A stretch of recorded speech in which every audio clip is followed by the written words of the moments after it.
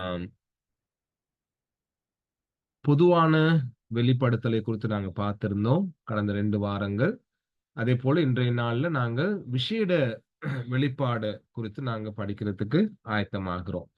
எனவே Heidelberg catechism 19வது கேள்வி பதில்ல விசேட வெளிப்பாட்டை குறித்து இன்றைய நாள்ல நாங்க படிக்க இருக்கிறோம். அப்ப நாங்க ஏற்கனவே படிச்சிருந்தோம். அதாவது இந்த பொதுவான வெளிப்பாட்டுக்கு முதல்ல ஆண்டவர் இயேசு கிறிஸ்து எங்களுடைய மீட்பர். அவர்தான் எங்களுடைய மத்தியஸ்தர்ன்னு சொல்லி இல்லையா? அப்ப அந்த மத்தியஸ்தராக ஒருவர் வருவதற்கு என்ன ஆம், தன்மை அவருக்குள்ள காணப்பட வேண்டும் என்பதை நாங்க பார்த்திருந்தோம்.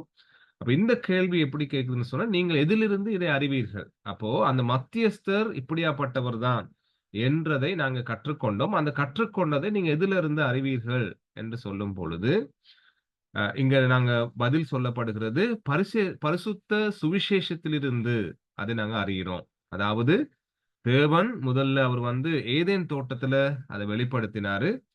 பின்னர் பரிசுத்த கோத்திர பிதாக்கள் மற்றும் தீர்க்கதரிசிகளால் அறிவிக்கப்பட்டு அதைத் தொடர்ந்து பலிகள் மற்றும் நியாயப்பிரமாண சடங்குகளினாலே முன் நிழல்களாக காண்பிக்கப்பட்டு முடிவில் தம்முடைய அன்பான குமாரனால் நிறைவேற்றப்பட்டதில் இருந்தாகும் என்று சொல்லப்படுகிறத நம்ம கவனிக்கிறோம். இல்லையா? அப்போ என்ன நாங்க கவனிக்கிறோம்? ஆண்டவர் இயேசுவை அந்த நற்செய்தியை தேவன், கடவுள் எப்படி வேதாகமத்தின் ஊடாக வெளிப்படுத்தினார் என்பதே இங்க நாங்க பார்க்கிறோம். அததான் நாங்க என்ன சொல்றோம்? விசேட வெளிப்பாடு. அப்ப நாங்க ஏற்கனவே கற்றிருந்தோம், படிச்சிருந்தோம். ஆம்,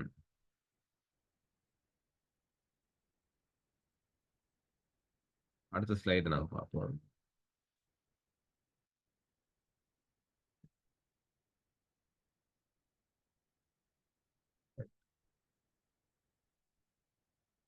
அப்ப இத நாங்க கடந்த வாரம் நாங்க பார்த்தோம்.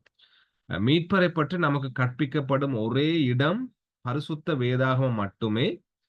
வேதாகமம் சுவிசேஷம் நற்செய்தியை பற்றி போதிக்கிறதுன்னு நாங்க பார்த்தோம்.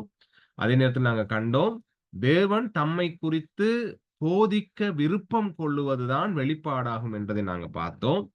அதேபோல கடவுள் தன்னை வெளிப்படுத்துவதின் படியே நாம் அவரை அறிய முடியும் என்பதை நாங்க கண்டோம். இல்லையா? அப்ப வேதாகமத்தின் மூலம், விசேட வெளிப்பாட்டின் மூலம் கடவுள் தன்னை யார் என்பதையும், அதேபோல எவ்வளவுக்கு அவர் தன்னை வெளிப்படுத்துகிறாரோ என்பதையும் நாங்க பார்க்கிறோம். அவர் எவ்வளவுக்கு தன்னை வெளிப்படுத்துகிறாரோ, அவ்வளவாக தான் அவரை நாங்க அறிந்து கொள்ள முடியும் என்பதையும் நாங்க பார்க்கிறோம். சரியா? அதேபோல நாங்க பார்த்தோம் கடைசி வாரத்துல, பொதுவான வெளிப்படுத்தலில் ரைட் அப்ப நாங்க பார்த்தோம் இயற்கையில மனுஷனுடைய மனசாட்சியின் மூலம் கடவுள் தன்னை வெளிப்படுத்தி இருக்கிறார்னு சொல்லி தன்னுடைய வல்லமைகளை. அப்ப நாங்க கண்டோம் என்ன? அந்த பொதுவான வெளிப்படுத்தலில் இயற்கையில அல்லது மனசாட்சியின் மூலம் கிறிஸ்து இயேசுவின் பழி, பாவ மன்னிப்பு, நித்திய வாழ்க்கை போன்ற ரட்சிப்புக்கு ஏதுவானவைகளை கடவுள் என்ன செய்யல? அந்த பொதுவான வெளிப்பாட்டுல அவர் வெளிப்படுத்தல. அப்ப விசேட வெளிப்பாட்டின் ஊடாக தான் கடவுள் என்ன செய்றாரு? ரட்சிப்புக்கு ஏதுவான காரியங்களை வெளிப்படுத்தினார் என்பதை நம்ம பார்த்து நிறைவு செய்தோம். இல்லையா? அப்ப இன்றைக்கு நாங்க பார்க்கிறோம் என்னன்னு சொன்னா, ஆம்,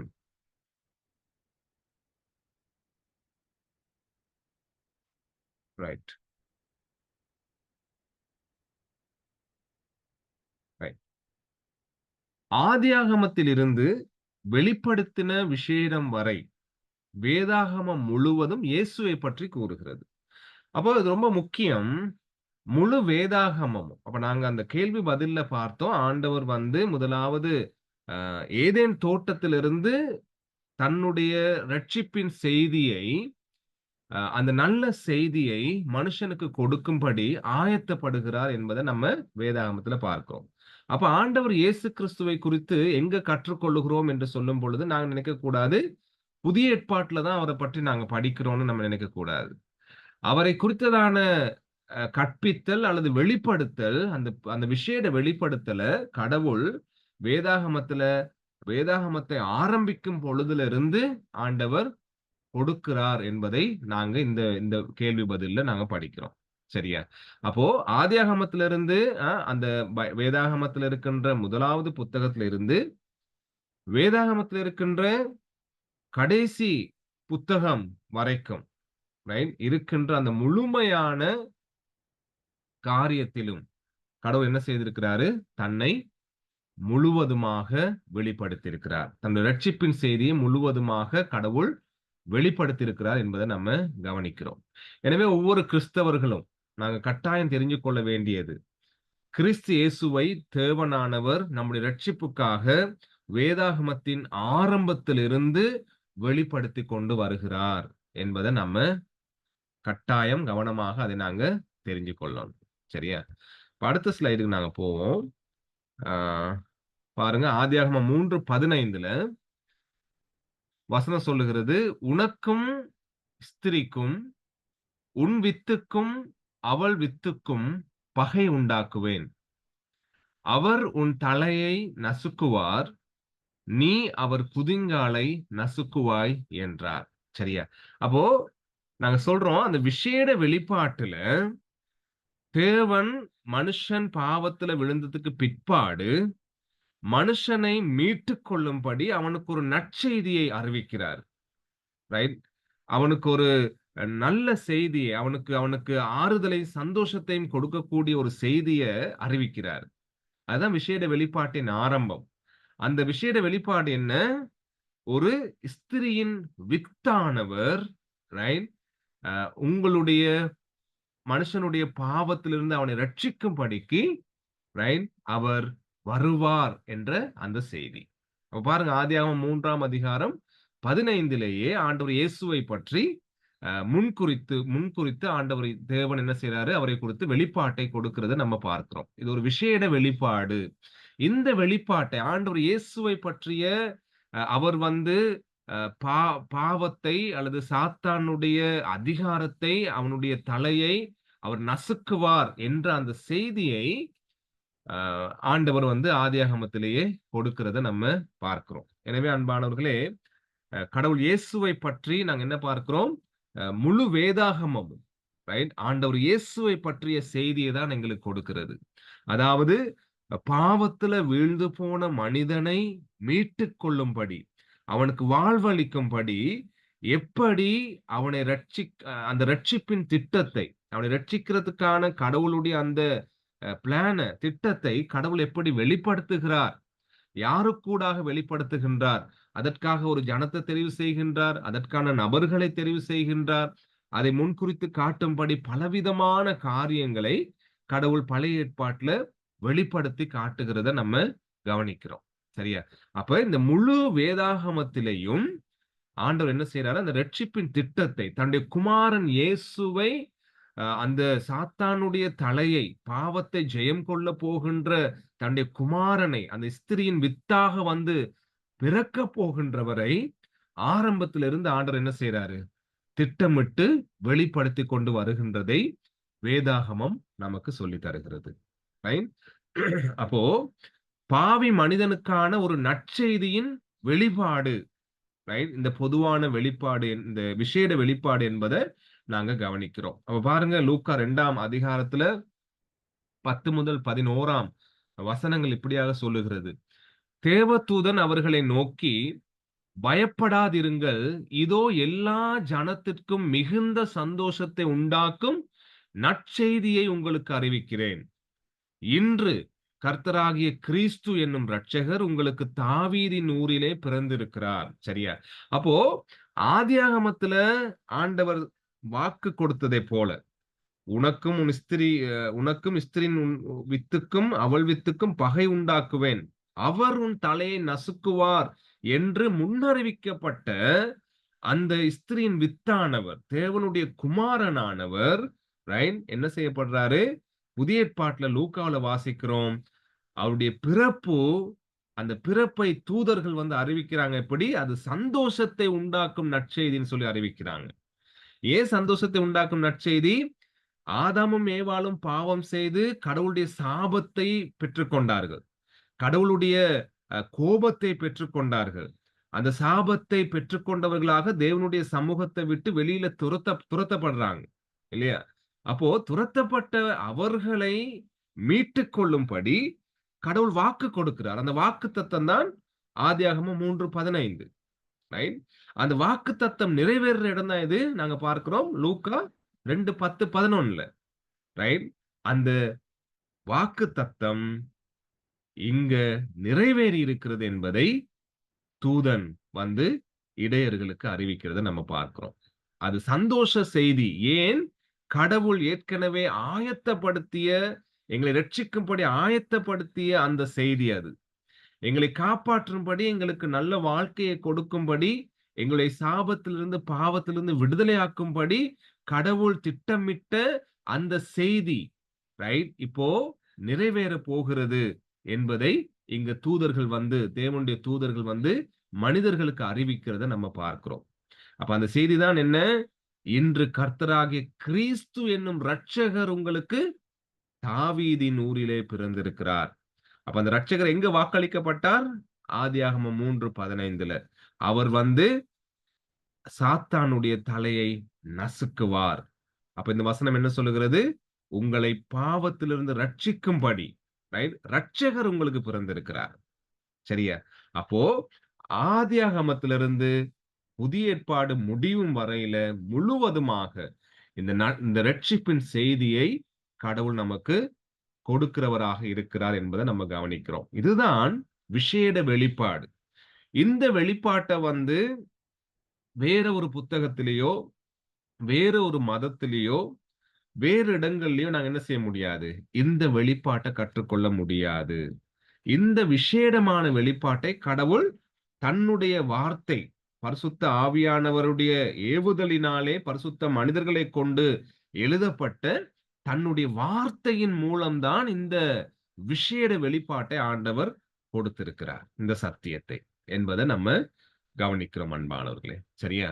அதே மாதிரி நாங்க பார்க்கிறோம் பாருங்க, யோவான் 8ஆம் அதிகாரத்துல 56ஆம் வசனத்திலிருந்து 58ஆம் வசனம் வரையில ஆண்டவர் இயேசு சொல்றாரு, உங்கள் பிதாவாகிய ஆபிரகாம் என்னுடைய நாளை காண ஆசையாயிருந்தான், கண்டு களிகூர்ந்தான் என்றார்.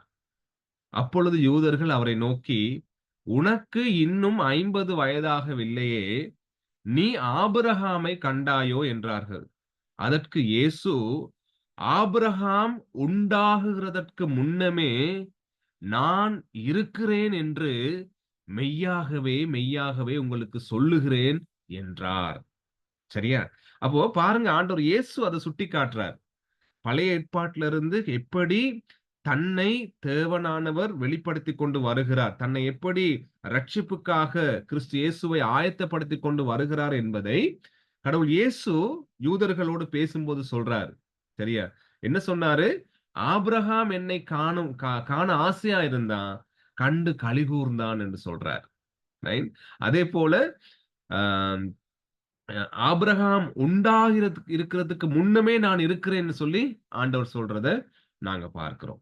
சரியா? அப்போ புதிய ஏற்பாட்டுல தான் ஆண்டவர் இயேசு வந்து பிறந்து புதுசா, ரைட்? அவர் வந்து பூமியில வந்து புதுசா ஒரு மதத்தை ஆரம்பிச்சிட்டாரு, கிறிஸ்தவ மதத்தை ஆரம்பிச்சிட்டாரு என்று நாங்க நினைக்க கூடாது. இன்னைக்கு மக்கள் அப்படிதான் அநேகர் நினைச்சுக்கிட்டு இருக்கிறாங்க, பைபிள் தெரியாதவங்க. ஆனா பைபிள் தெளிவாக எங்களுக்கு சொல்லுகிறது, பழைய ஏற்பாடு முழுவதும், ரைட்? ஆண்டவர் இயேசு சொன்னதை போல, ஆபிரகாமுக்கு முதலே நான் இருக்கிறேன் என்று சொன்னதை போல, ரைட்?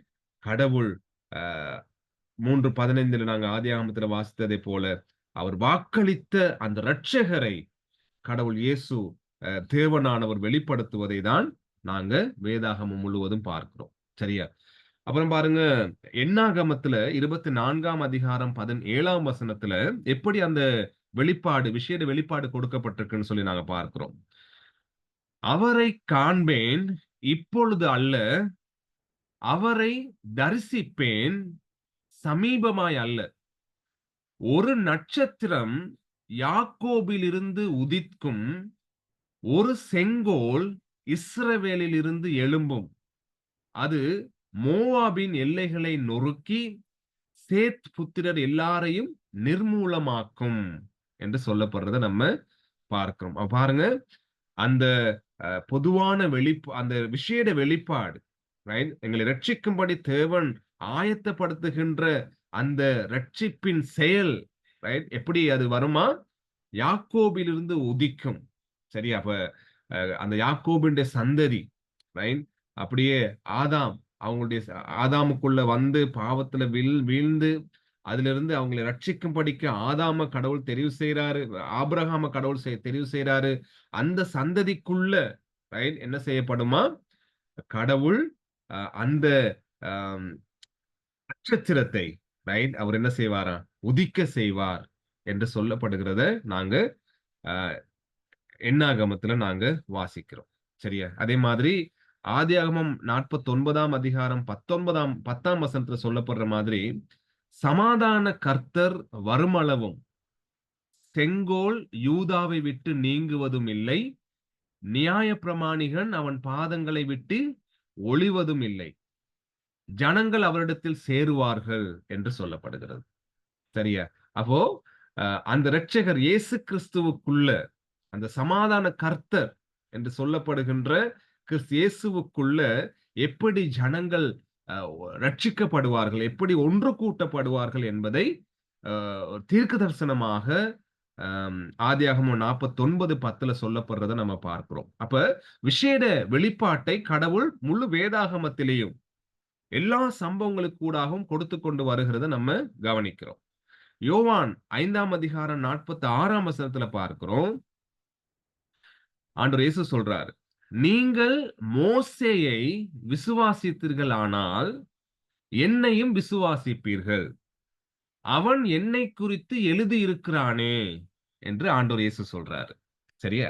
இப்ப யூதர்கள் வந்து ஆண்டவர் இயேசு கிறிஸ்துவோடு பேசிக் கொண்டிருக்கும் பொழுது, அந்த யூதர்கள் வந்து என்ன செய்றாங்க? மோசேய நம்புறாங்க. அவர் எங்களுடைய முற்பிதா. அவர்தான் எங்களுக்கு கடவுள்ட்ட இருந்து கடவுளுடைய செய்தியை, நியாயப்பிரமாணத்தை, கட்டளைகளை எங்களுக்கு வாங்கி தந்த, எங்களை வழிநடத்தின, எங்களை எகிப்திலிருந்து கடவுளுடைய கிருபையினால எங்களை மீட்டுக் கொள்ளும்படி பாவிக்கப்பட்ட மனிதன், தீர்க்கதரிசி, எங்களுடைய பிதா என்பதை அவங்க நம்புறாங்க. இப்ப ஆண்டவர் இயேசு கிறிஸ்து சொல்றாரு, நீங்க அப்படி மோசேய நீங்க நம்புறீங்கன்னு சொன்னா, நீங்க என்னையும் என்ன செய்வீங்க? நம்புவீங்க. ஏன் அப்படி சொல்றாரு? சொல்லிட்டு அந்த வசனத்துல அவர் சொல்றாரு, அவன் என்னைக் குறித்து எழுதியிருக்கிறானே. எங்க எழுதியிருக்கிறான்? சரியா? அப்ப முழு நியாய பிரமாணத்திலேயும் மோசேயோட வேலை என்னவா? கிறிஸ்துவை பற்றி எழுதுவது. கிறிஸ்துவுக்குள்ள வரப்போகின்ற ரட்சிப்பை பற்றி எழுதுவதுதான் மோசேயினுடைய வேலை. ஏன்னா, அங்க பாவத்துல வீழ்ந்த மனிதனை மீட்டுக் கொள்ளும்படி ஆண்டவர் ஆதியாகமம் 3:15ல கொடுக்கப்பட்ட அந்த வாக்குத்தத்தத்தை கொஞ்சம் கொஞ்சமாக நிறைவேற்றிக் கொண்டு வாரார். அப்போ பழைய ஏற்பாட்டுல நியாயப்பிரமாணத்துல மோசே என்ன செய்தாராம்? கிறிஸ்துவை பற்றி எழுதியிருக்கிறார் என்று சொல்லி ஆண்டவர் இயேசு இங்கே தன்னோடு பேசிக் கொண்டிருக்கிற மக்களுக்கு அறிவிக்கிறத நம்ம பார்க்கிறோம். சரியா? அப்ப மோசே என்னவெல்லாம் எழுதியிருக்கிறாரு? அந்த மோசே எழுதின எல்லா காரியங்களுக்கூடாகவும் ஆண்டவர் இயேசு சொல்றாரு, என்னை குறித்து தான் எழுதியிருக்கிறான்னு சொல்லி சொல்றாரு. அப்போ பழைய ஏற்பாட்டுல இருக்கிற லேவியர்கள், அ அதேபோல ஏன்னா மோசேய கூப்பிட்டு ஆண்டவர் சொல்றாரு, லேவியர்கள நீ சேர்த்துக்கொள்ளு. அவங்களுக்கு எப்படி நீ ஆடைய வடிவமைக்கணும், அவங்கள எப்படி சுத்திகரிக்க சொல்லணும், அவங்கள எப்படி ஆலய வேலைக்கு நீ சேர்க்கணும் என்று விபரங்கள கொடுக்கிறார் ஆண்டவர், லேவியர்கள எப்படி சேர்க்கணும்னு சொல்லி. இல்லையா? அதேபோல அவங்க மூலம் வருகின்ற ஆசாரிய ஊழியம், பிரதான ஆசாரியர்கள் எப்படி செயல்படணும், அவங்க எப்படியாப்பட்டவர்களாக இருக்கணும், அவங்களுடைய ஆடைகள், அவங்களுடைய அ அவங்க தரிக்கின்ற அந்த ஆடைகளினுடைய அலங்காரங்கள், இதெல்லாம் எப்படி இருக்கணும்? எப்படியாக கடவுளுடைய சமூகத்துல பிரவேசிக்கும் பொழுது தன்னை சுத்திகரித்துக் கொள்ள வேண்டும் என்ற முழு விபரங்களையும் ஆண்டவர் என்ன செய்றாரு? மோசேக்கு கொடுக்கிறாரு. அப்போ லேவியர்கள், ஆசாரியர்கள், அதுவும் பிரதான ஆசாரியர்கள், அதேபோல பண்டிகைகளை கொண்டாடும் பொழுது, அந்த பண்டிகைகள் எப்படி கொண்டாடப்பட வேண்டும் என்ற எல்லா அ ஒழுங்குகளையும் கடவுள் என்ன செய்றாரு? மோசேக்கு சொல்றதுனால மோசே அத எழுதுறாரு. அத மக்களுக்கு சொல்லிக் கொடுக்கிறாரு. அதேபோல பழி செலுத்துதல். எப்படி பழி செலுத்தணும்? இஷ்டமானபடி இஷ்டமானத கொண்டு வந்து என்ன செய்ய முடியாது? பழி செலுத்த முடியாது. அப்ப கடவுள் மோசேக்கு சொல்லிக் கொடுக்கிறாரு, என்ன மிருகத்தை எப்படி கொண்டு வந்து, எப்படியாக நீங்கள் அதை பழி செலுத்த வேண்டும், அதன் இரத்தத்தை என்ன செய்யணும் போன்ற எல்லா விஷயங்களையும் நுணுக்கமாக பழைய ஏற்பாட்டுல நீங்க பார்க்கலாம். லேவியாரகமத்துல அத கவனிக்கலாம். அதுல நுணுக்கமாக இந்த பலிகளை குறித்து எழுதும்படி, அதை மக்களுக்கு கற்பிக்கும்படி ஆண்டவர் மோசேக்கு வழிநடத்தல் கொடுக்கிறார். அப்ப ஆண்டவர் இயேசு சொல்றாரு, புதிய ஏற்பாடு நாங்க வாசிக்கிறோம். ரைட்? மோசே என்னை குறித்து எழுதியிருக்கிறான்னு சொல்லி. ரைட்? அப்ப அதே மாதிரி பழைய ஏற்பாட்டுல காணிக்கைகள். அந்த பழைய ஏற்பாட்டுல ஆண்டவர் சொன்னாரு, ஒரு ஆசாரிப்பு கூடாரத்த நீ கட்டுன்னு சொல்லி.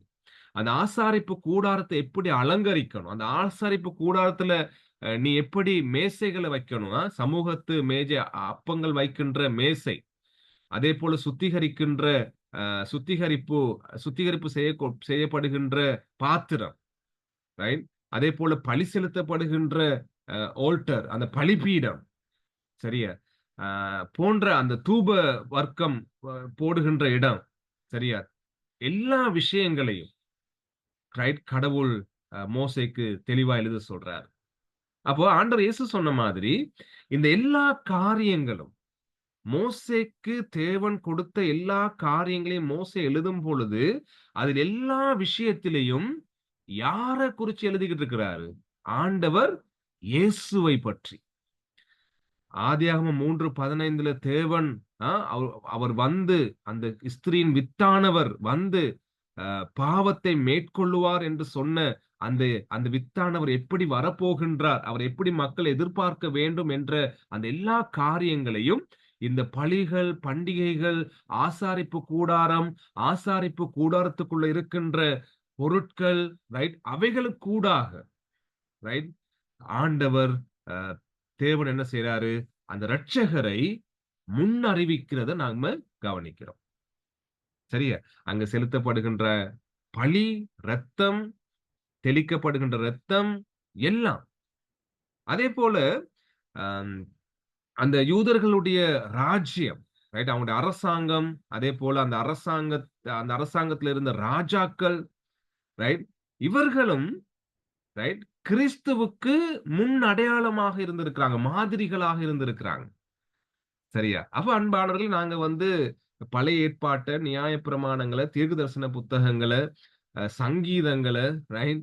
உன்னத பாட்டை, அதேபோல பெரிய தீர்க்கதரிசன புத்தகம், சிறிய தீர்க்கதரிசன புத்தகம், எஸ்தருடைய வரலாறு, ரைட்? இவைகள் எல்லாவற்றையும் நாங்க வாசிக்கும் பொழுது, பஞ்சாகமம் இது எல்லாவற்றையும் வாசிக்கும் பொழுது, யாரை குறித்து அதெல்லாம் வெளிப்படுத்தப்பட்டிருக்கிறது? அதில் எல்லாத்திலயும் கிறிஸ்து இயேசுவை பற்றி. ரைட்? வரப்போகின்ற மெஸ்ஸியாவை பற்றி 3ஆம் அதிகாரம் ஆதியாகமம் 15ஆம் வசனத்தில் சொல்லப்பட்ட அந்த ஸ்திரீயின் வித்தானவரை பற்றி, எப்படி அவர் பாவத்தை மேற்கொள்ள போகின்றார் என்ற அந்த செய்தியை தான் முழு பழைய ஏற்பாடும் எங்களுக்கு சொல்லுகிறது என்பதை வேதாகம சத்தியம் எங்களுக்கு சொல்லி தருகிறத நம்ம பார்க்கிறோம். சரியா? இப்ப லேவியாகமத்துல பார்த்தீங்கன்னு சொன்னா, கிட்டத்தட்ட 5 முக்கியமான பலிகள் ஆண்டவர் மக்களுக்கு அறிமுகப்படுத்துறாரு. சரியா? சர்வாங்க தகன பலி, அதேபோல சமாதான பலி, அதேபோல போஜன பலி, அதேபோல பாவ நிவர்த்தி பலி, அதேபோல குற்ற நிவாரண பலி என்ற பிரதானமான 5 பலிகள ஆண்டவர் அறிமுகப்படுத்துறார். அப்ப அந்த பலிகள் எப்படி செலுத்தணும்னு சொல்லியும் அங்க சொல்லிக் கொடுக்கிறார். சரியா? அப்ப அந்த சர்வாங்க தகன பலி, பர்ன்ட் ஆஃபரிங்ன்னு சொல்லும் பொழுது, முழுமையாக இது அந்த மிருகத்த எப்படி கொண்டு வந்து வெட்டணும், அந்த அந்த மிருகத்தினுடைய குடல்கள என்ன செய்யணும், ரத்தத்த என்ன செய்யணும், தோள்கள என்ன செய்யணும், அதன் இறைச்சி என்ன செய்யணும் என்ற முழு காரியத்தையும் கடவுள் என்ன செய்வாரு? மோசேக்கு சொல்லி எழுத வைக்கிறார். ரைட்? அப்ப நாங்க ஒரு நாள் நாங்க படிப்போம். இந்த 5 பலிகளையும் ஒவ்வொன்றாக நாங்க படிக்கும் பொழுது, எப்படி அந்த பலிகளுக்கூடாக அந்த இரட்சகர் வெளிப்படுத்தப்பட்டிருக்கின்றார். கிறிஸ்து இயேசு வெளிப்படுத்தப்பட்டிருக்கிறார் என்பதை நாங்க பார்க்க முடியும். அதேபோல ஆசாரிப்பு கூடாரத்தை குறித்து படிக்கும் பொழுது, அந்த ஆசாரிப்பு கூடாரத்துல இருக்கின்ற ஒவ்வொரு விஷயத்தையும் நாங்க படிக்கும் பொழுது, ரைட்? எப்படி அதன் மூலம் அ இரட்சகரை தேவன் வெளிப்படுத்தி இருக்கின்றார் விசேடமாக என்பதையும் நாங்க படிக்கலாம். அத நாங்க ஒவ்வொன்றாக பிறகு வருகின்ற காலங்கள்ல கடவுளுக்கு சித்தமானால் நாங்க கற்றுக்கொள்ள முடியும். அப்ப இன்றைக்கு நாங்க பார்க்கிறது என்ன? இந்த எல்லா விஷயத்தின் மூலமும் கடவுள் தன் இரட்சகரை, குமாரனை வெளிப்படுத்தி இருக்கின்றார். ஆண்டவர் இயேசு சொல்றாரு, யோவான் 5:46 மோசே என்னை குறித்து எழுதியிருக்கிறான். மோசேயினுடைய ஒவ்வொரு எழுத்துகளும், அந்த சம்பவங்களும் எல்லாம் கிறிஸ்து இயேசுவை பற்றியது என்பதை ஆண்டவர் இயேசுவும் சாட்சி சொல்றாரு. ஆண்டவர் இயேசுவும் அத உறுதிப்படுத்துகிறத நாங்க இங்க கவனிக்கிறோம். சரியா? இப்ப பாருங்க அப்போஸ்தலர் 10ஆம் அதிகாரம் 43ஆம் வசனத்திலேயும், அவரை விசுவாசிக்கிறவன் எவனோ அவன் அவருடைய நாமத்தினாலே பாவ மன்னிப்பை பெறுவான் என்று தீர்க்கதரிசிகள் எல்லாரும் அவரை குறித்தே சாட்சி கொடுக்கிறார்கள் என்றான். சரியா? இப்ப இங்கே என்ன சொல்லப்படுகிறது? தீர்க்கதரிசிகள் எல்லாரும், சரியா? ஒன்று விடாம எல்லா தீர்க்கதரிசிகளும். அப்ப எங்க எவ்வளவு தீர்க்கதரிசிகளை பார்க்கிறோம் நம்ம?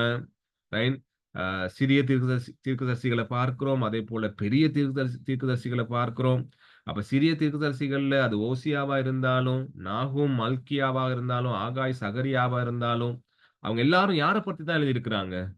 ரைட். எங்களுக்கு பாவ மன்னிப்பை தரப்போகின்ற, யாரெல்லாம் கிறிஸ்து இயேசுவை விசுவாசிக்கிறார்களோ அவர்களுக்கு பாவ மன்னிப்பை தரப்போகின்ற அந்த மெசியாவை குறித்து தான் எழுதியிருக்கிறாங்க. அவரை குறித்து தான் சாட்சி கொடுக்கிறார்கள் என்று இங்க அப்போஸ்தலர்ல நாங்க வாசிக்கிறோம். சரியா? அதேபோல பெரிய தீர்க்கதரிசிகள், ஏசாயா, தானியேல், எரேமியா, ரைட், தா போ புலம்பல் போன்ற, எசேக்கியேல் போன்ற அந்த பெரிய தீர்க்கதரிசிகள்லயும், ரைட், யார குறித்து தான் எழுதியிருக்கிறாங்களாம்? அந்த தீர்க்கதரிசிகள் எல்லாரும் பாவ மன்னிப்பு அளிக்கின்ற கிறிஸ்து இயேசுவை குறித்து எழுதியிருக்கிறாங்களாம். அவரை நம்புவதினாலே எப்படி பாவ மன்னிப்பு ஒரு மனிதன் பெறுவான் என்ற சத்தியத்தை எழுதியிருக்கிறாங்களாம். அப்போ என்ன நாங்க வாசிக்கிறோம்?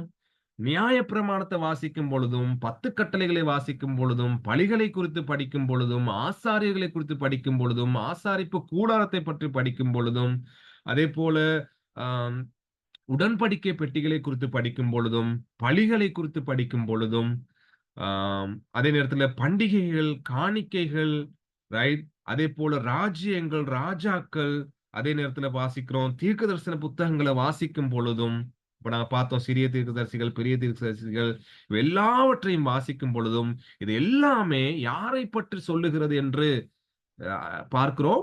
கிறிஸ்து இயேசுவை பற்றி என்ற அந்த சத்தியத்தை வேதாகமம் நமக்கு வெளிப்படுத்துகிறது என்பதை ஹைடல்பர்க் கேட்டகிசம் எங்களுக்கு கற்றுத் தருகிறது. சரியா? இதுதான் விசேட வெளிப்பாடு என்பதை நம்ம கவனிக்கிறோம் அன்பானவர்களே. ஆகவே பைபிள 2ஆ பிரிச்சுட்டு பழைய ஏற்பாடெல்லாம் நமக்கு சரிப்பட்டு வராது. அதுல எல்லாம் பழைய ஏற்பாட்டு காலங்களுக்கு உரியது அப்படின்னு சொல்லிட்டு அதை மூட இயலாது நம்ம. அதை வாசிக்காமையோ அல்லது அதெல்லாம் நமக்கு உரியது இல்லைன்னு கிறிஸ்தவம் சொல்ல முடியாது. ரைட்? பழைய ஏற்பாட்டை வாசித்தா தான், அதை புரிந்து கொண்டால் தான் புதிய ஏற்பாட்டை புரிந்து கொள்ள முடியும். புதிய ஏற்பாட்டை புரிந்து கொண்டு புதிய ஏற்பாட்டை வாசிச்சாதான் பழைய ஏற்பாட்டையும் புரிந்து கொள்ள முடியும் என்பதை நாங்க இங்க பார்க்கிறோம். காரணம், முழு செய்தியும் 2 செய்தி கிடையாது. அந்த முழு வேதாகமமும் ஒரு சுவிசேஷத்தை, ஒரு நற்செய்தியை தான் அறிவிக்கிறது என்பதை நாங்க பார்க்கிறோம். அதுதான் விசேட வெளிப்பாடு என்பதையும் நாங்க பார்த்து கொண்டு வாரோம். சரியா? அடுத்து நாங்க பார்க்கிறோம் கடைசியா ரோமர் 10ஆம் அதிகாரத்துல 4ஆம் வசனம், விசுவாசிக்கிற எவனுக்கும் நீதி உண்டாகும்படியாக கிறிஸ்து நியாய பிரமாணத்தின் முடிவாய் இருக்கிறார். சரியா? இப்ப இந்த பழைய ஏற்பாட்டின் நியாய பிரமாணங்கள், பலிகள், தீர்க்க தரிசனங்கள் எல்லாமே யாரை குறித்து சொல்லுகிறது என்பதை நாங்க பார்த்தோம். கிறிஸ்து இயேசுவை பற்றி. அப்போ கிறிஸ்து இயேசு இந்த பூமிக்கு வந்து கல்வாரி சிலுவையில எங்களுடைய எல்லா பாவங்களையும் சுமந்து தீர்த்து அவர் உயிரோடு எழும்பின பிற்பாடு என்ன நாங்க பார்க்கிறோம்? அவர் நியாய பிரமாணத்தின் முடிவாக இருக்கிறார். இனி பண்டிகைகள் இல்ல. பண்டிகைகளுக்கு ஒரு முடிவு வந்துருச்சு இயேசுவோட. இனி பலிகள் இல்ல. அந்த பலிகளுக்கு ஒரு முடிவு வந்துருச்சு. ஏன்னா கடவுள் இயேசு தன்னையே ஒரே தரம் பலியாக கொடுத்துட்டார். ரைட்? இனி நாங்க பழி செலுத்தவோ, பண்டிகையை கொண்டாடவோ, அ இனி நாங்க அந்த பழைய ஏற்பாட்டின் காரியங்கள் படி செய்யறதுக்கோ இல்ல. அதெல்லாம் எங்களுக்கு எழுதப்பட்டிருக்கிறது. மாறாக அவைகள் எப்படி கிறிஸ்து இயேசுவின் மூலம் நிறைவேறப் போகிறது என்ற ஒரு முன் அடையாளமாக, முன்குறிப்பாக அது சொல்லப்பட்ட சத்தியங்களாக இருக்கிறது என்பதை நாங்க பார்க்கிறோம். அந்த சத்தியங்கள் எல்லாம் சிலுவையில் ஆண்டவர் இயேசு கிறிஸ்துவின் மூலம் நிறைவேறி தீர்ந்தது என்பதை வேதாகமம் எங்களுக்கு சொல்லித் தருகிறது. இதுதான் விசேட வெளிப்பாடு. ரைட்? இந்த முழு வேதாகமும் இந்த விசேட வெளிப்பாட்டை தான் எங்களுக்கு காண்பிக்கிறது என்பதை நம்ம கவனிக்கிறோம் அன்பானவர்களே. எனவே கலாத்தியர் 4ஆம் அதிகாரம் 4ஆம் வசனம் சொல்லுகிறது, காலம் நிறைவேறின போது ஸ்திரீயினிடத்தில் பிறந்தவரும் நியாயப்பிரமாணத்திற்கு கீழானவருமாகிய தம்முடைய குமாரனை தேவன் அனுப்பினார். இப்ப யோசிச்சு பாருங்க. ஆதியாகமம் 3:15 தேவன் சொன்னாரு, ஸ்திரியின் வித்தானவர் ரைட் பாவத்தை மேற்கொள்ளுவார்னு சொல்லி. இல்லையா? எங்க சொன்னாரு? 3ஆம் அதிகாரம் 15ஆம் வசனத்துல. ஸ்திரியின் வித்தானவர் பாவத்தை மேற்கொள்ளுவார். சாத்தானுடைய தலையை நசுக்குவார்னு சொன்னார். இப்ப கலாத்தியர் 4:4 வாசிக்கிறோம். ஸ்திரியினிடத்தில் பிறந்தவர் என்ன செய்தாராம்? நியாய பிரமாணத்துக்கு கீழானவரான தன்னுடைய குமாரனை தேவன் அனுப்பினார். சரியா? எப்போ? காலம் நிறைவேறின போது. அப்போ பழைய ஏற்பாட்டு காலங்கள், அதே போல புதிய ஏற்பாட்டுல ஆண்டவர் இயேசு கிறிஸ்து வந்து பிறக்கும் வரைக்குமான அந்த காலங்கள் யாவும் தேவன் அந்த ரட்சிப்பின் திட்டத்தை இந்த பூமிக்கு உலகத்துக்கு வெளிப்படுத்த தெரிவு செய்த காலங்கள். அப்போ அந்த காலம் நிறைவேறின போது சரியான நேரத்துல தன்னுடைய மகனை என்ன செய்யறாரு? ஸ்திரீயினிடத்துல பிறக்க வைக்கிறாரு. 3:15 கொடுக்கப்பட்ட வாக்குத்தத்தம் இங்க 4:4 வாசிக்கிறோம். அதே போல லூக்காவுல வாசித்தோம். அந்த நற்செய்தி உங்களை மீட்டுக் கொள்வதற்காக கிறிஸ்து இயேசு என்னும் இரட்சகர் தாவீதின் ஊரிலே பிறந்திருக்கின்றார் என்ற அந்த நற்செய்தி. அப்ப எங்க தொடங்கி எங்க வந்து முடியுதுன்னு பாரு. சரியா? அப்ப அந்த முழு வேதாகமமும் அந்த நற்செய்தியை, இந்த அ விசேட வெளிப்பாட்டை எங்களுக்கு தருகின்றதாக இருக்கிறது என்பதை நாம கவனிக்கிறோம். ரைட்? அப்போ இது இன்றைக்கு நாங்க பார்த்த காரியத்தை நாங்க இதோட நிறுத்துவோம். அடுத்த வாரம் இந்த காரியத்தின் தொடர்ச்சியை நாங்க பார்க்க இருக்கிறோம். விசேட வெளிப்பாட்டின் அ வெளிப்பாட்டுல இருக்கின்ற மேலதிகமான காரியங்கள அடுத்த வாரம் நாங்க கவனிப்போம். Thank you. எதுவும் காரியங்கள் இருந்தா நீங்க பகிர்ந்து கொள்ள முடியும். நாங்க